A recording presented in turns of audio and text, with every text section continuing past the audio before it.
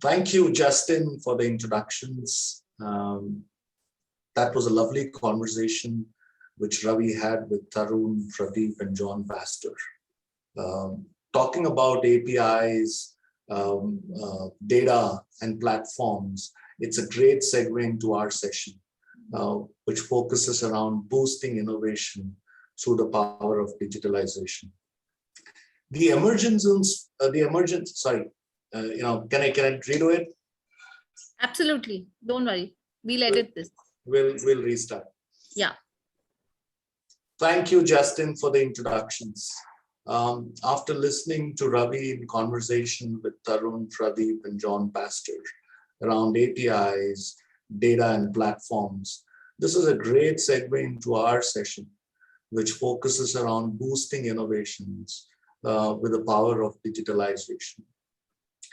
The emergence of digital technologies, digital platforms, digital infrastructure has really transformed innovation in multiple ways. Beyond just simply opening up new opportunities for organizations and innovators, it has broader implications on value creation and capture.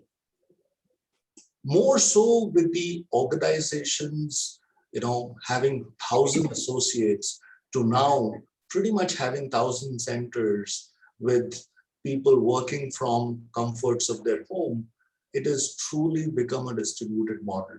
And hence, co-creation and collaboration becomes as much important. Today, we are going to have conversation with two of the top technology leaders in this space.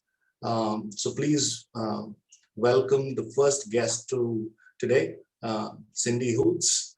Our first executive has a motto of technology to make meaningful impact on billions of lives. She's a mother of three, chief digital officer and CIO of AstraZeneca, one of the very few technology leaders who's reached the pinnacle in this space. So please welcome Cindy. Cindy, welcome. Thanks, Sandeep. It's wonderful to be here with you all today.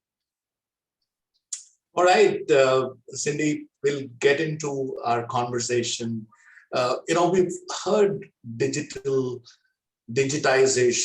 since the inception of information technology in some sense, but it's gained prominence over the last couple of years.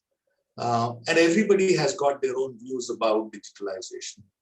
So my first question is, what's your view? And especially with the new normal, where do you think digitalization is heading? How does that help in innovation? Yeah, I think if I think back, 5 or 6 years, digitization really meant something different. It was really a focus on the technology, and the technology had become small enough and cheap enough that we could use it in fundamentally new ways. And then we fast forward to today, and I think the word digital is starting to represent more of the mindset that you need to work in this new way. We've proven out many of the technologies that we originally were looking at, whether it was artificial intelligence, virtual or augmented reality, blockchain, and those were the things that we were focused on 5 years ago, just making sure those technologies work. And I think now the focus is on how do we help people work with them? And how do we change the mindset of moving from the Industrial Revolution era of mass production, where we generally knew what products we were going to make, we mass produced them as efficiently as possible, and then we used great marketing to sell them to the people that needed them. What we're seeing now in the digital era is, whether it's consumers or patients wanting to have a much greater say in their own lives, their own care, and therefore they're influencing more what products they need. And it's creating an environment where we really need to be far more agile and responsive. And so I think for me, that's really what we're going to be seeing. As we continue to move forward into the future, I think people's understanding of what that technology can do for them will start to create demands on all of us.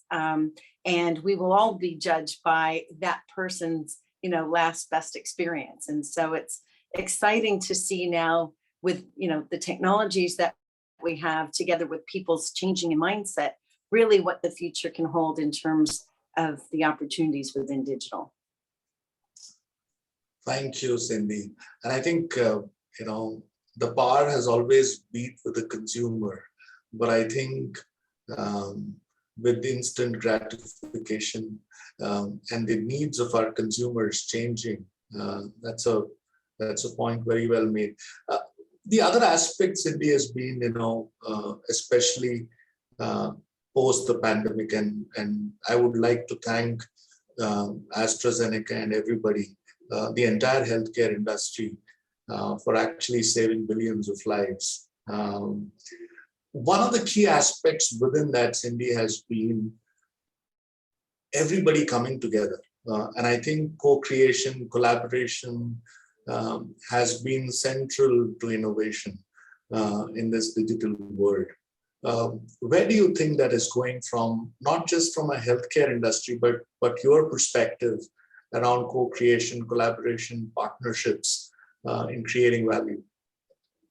Yeah, so I mean, you just mentioned the vaccine, and when I think about the collaboration that happened there, whether it was with academia, with Oxford University, together with ourselves from a manufacturing perspective and the ecosystem that we require to be able to manufacture and then distribute around the world, it was a great example of how companies are having to come together quite quickly, sometimes in areas that they're not really experts in, and be able to solve some of the world's largest problems. And during this whole phase, we also, together with GSK, created the 4th testing center in the UK for COVID. So what you're starting to see is people coming together. Sometimes companies that traditionally may have been more competitors are now able to really join together to solve bigger problems than maybe any of us were able to solve on our own. And so I think it's just a really good example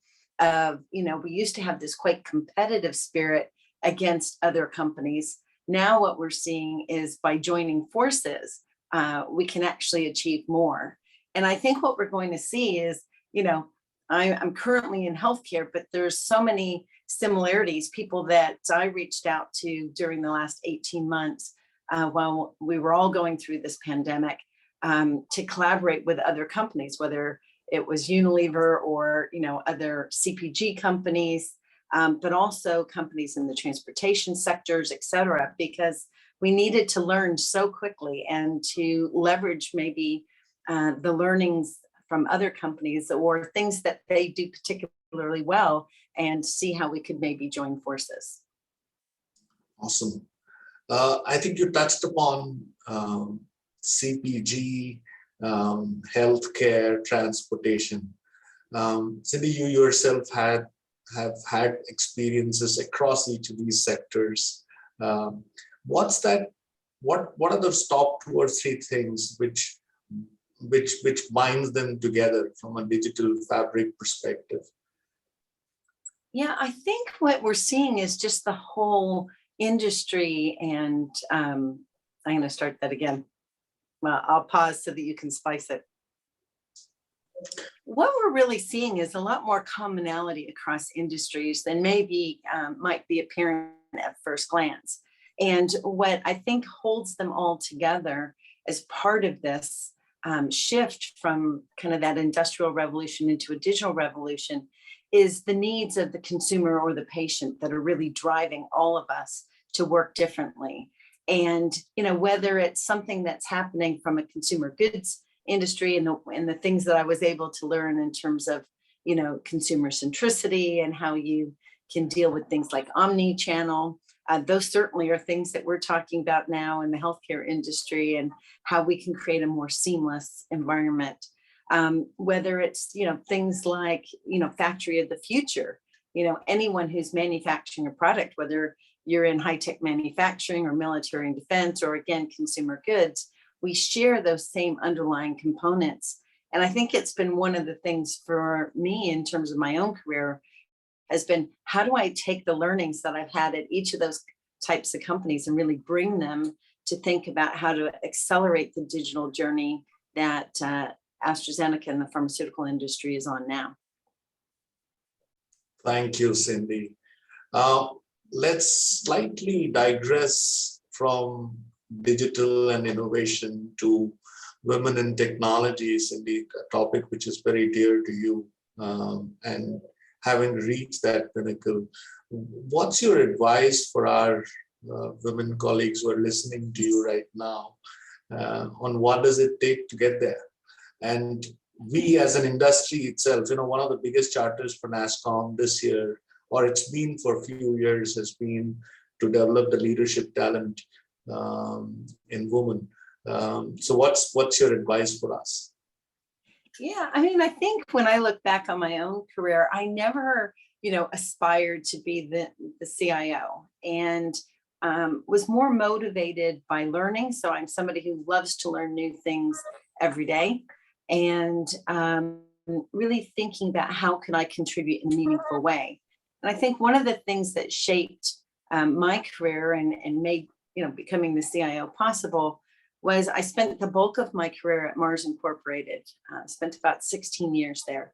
And one of the things we did there is about every 18 to 36 months, your job changed in some way, and you were expected to go into new departments and learn new things.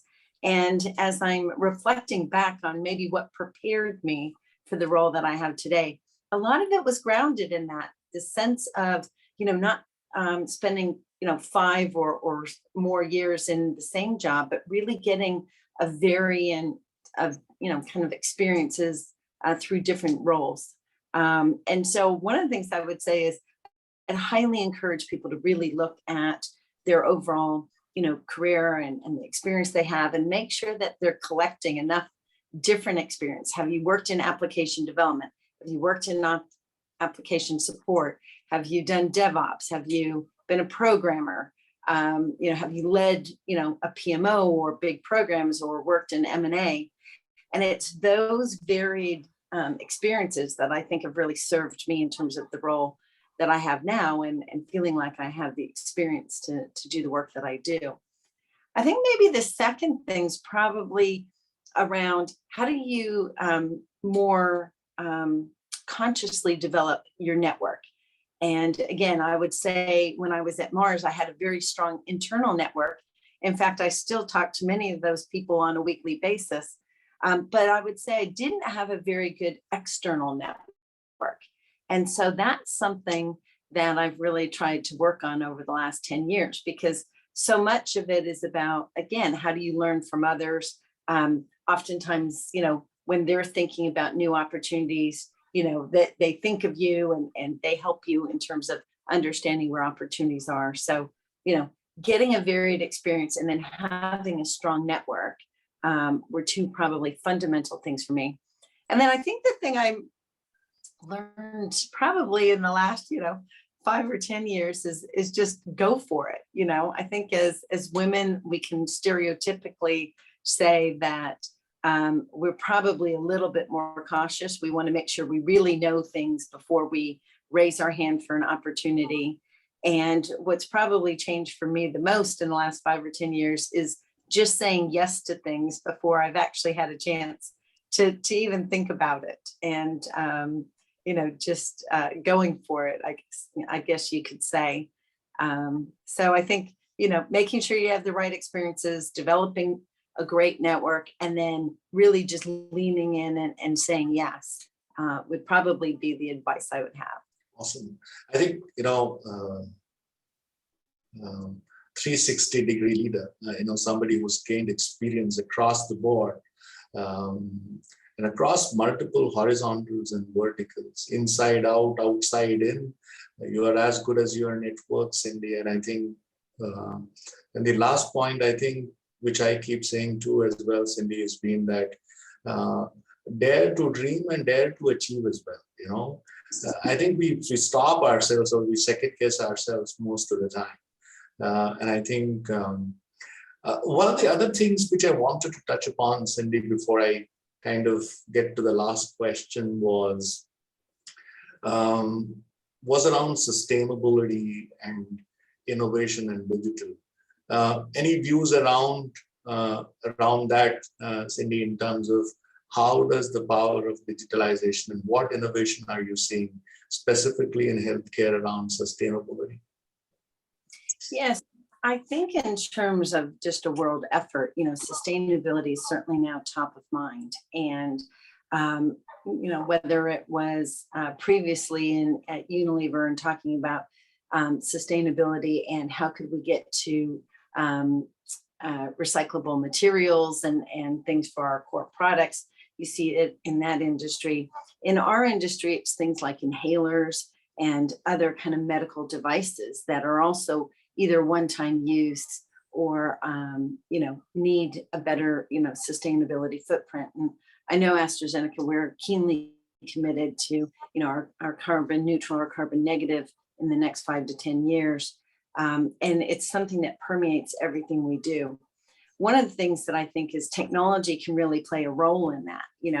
Even today we're seeing, a reduction in travel just from a basic level because we can collaborate fairly effectively using technology in that hybrid environment that you talk about. And in fact, it's actually helping to drive further innovation because all of a sudden we can get more experts in a virtual room without them having to fly.